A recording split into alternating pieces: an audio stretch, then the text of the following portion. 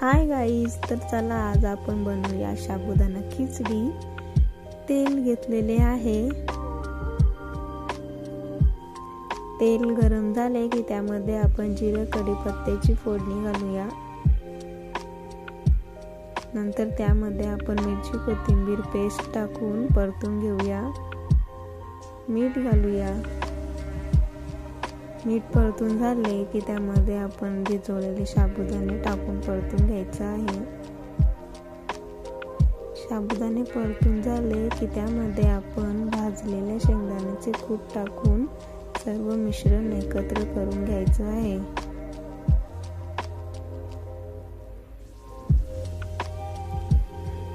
सर्व मिश्रण एकत्र करून झाले की अधून मधून चमचा खालून वरून करायचा आहे की खाली चिकटणार नाही।